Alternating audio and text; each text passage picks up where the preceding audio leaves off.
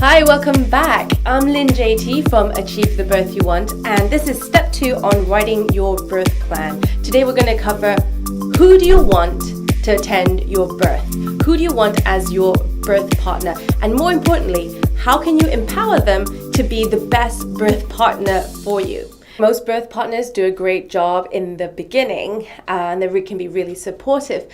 But a lot of people tend to stumble when they get into hospital and things start getting a little bit tricky, and staff might be trying to push you towards certain interventions or deviating from your original plan, and you're unsure of how to deal with this. It's not necessarily what you want, and you're concerned because you don't necessarily fully understand what's going on.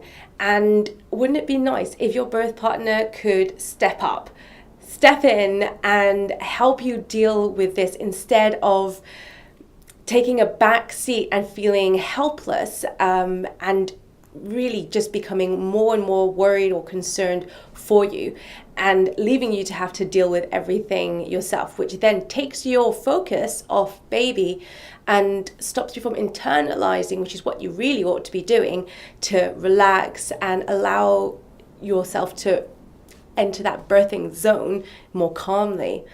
So watch the whole video so that you get the downloadable cheat sheet at the end. You definitely want to be giving that to your birth partner, so whoever that person is, they're going to be equipped with the right questions to ask and the right type of attitude. Here we go. Tell your birth partner to use the acronym EBRAINS. For any deviation to your plan, is this an emergency? If it is, great, okay, let's just take the actions that need to be taken. If not, let's use the rest of our brains and ask these questions. B is for benefits. What are the benefits for doing or not doing the proposed course of action?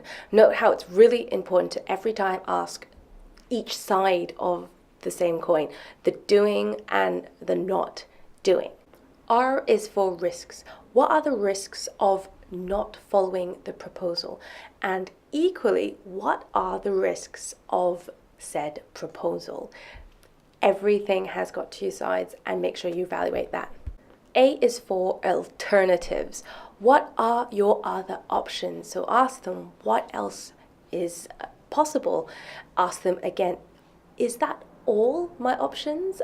Make sure that they give you everything, because as I said, when they're pressed for time, you might not initially be given all your options. I is for information and instinct. So what is the information, the facts and the data that you've asked for previously? What is that indicating in your specific situation? And what do your instincts tell you? What is your gut feeling? Could your gut instinct maybe be telling you to do nothing, to not go ahead with the procedures? So N is for nothing. Ask them, what happens if I do nothing? What happens if we just let things happen naturally?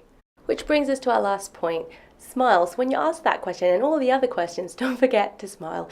Challenging an opinion doesn't have to be done in an aggressive way, and it definitely won't do you any favors. This allows you to give full consent then, and you will be free of any doubt and unnecessary stress that will affect your labor and pain levels. My bonus tip is to follow up those questions with saying, please give us some time to think through what you've said and we'll get back to you with our decision. And that's really just a nice way of rounding off and giving you some actual space to actually think about all this calmly. My second bonus tip is to make sure that you do have a first and second choice, or maybe even a third choice birth partner, because you never know if your first choice is not going to be able to make it on the day. My mum was originally my first choice, so that is until I did my hypnobirthing course, and then I really wanted Joe to be my first birth partner, and which was really good in the end, because BB came early and my mum was still in France waiting to get onto the train to come to see us in England. We had to Skype her to tell her the good news that I was in labour, but the bad news was that she was probably going to miss it. She missed it by a few hours. She was so gutted. But I didn't mind, and I wasn't fazed in the slightest because I had Joe, who was fully prepared. So it's all about the preparation.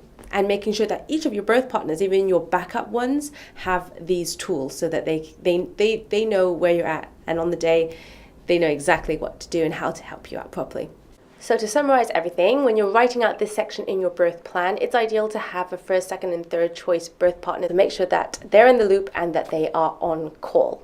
The eBrains acronym with all the notes is in a cheat sheet that you can download directly from the link in the description of this video. And remember that really the role of your birth partner is there to support you. Having the knowledge is having the confidence, which gives them the power to help you. I really hope you found this video helpful. If you did, please give it a thumbs up and share it with your friends who are either going to have a baby or who are going to be birth partners.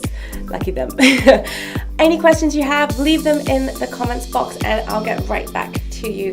Finally, don't forget to subscribe to my channel so you don't miss any of my birth preparation and pregnancy videos. I'll see you in the next one.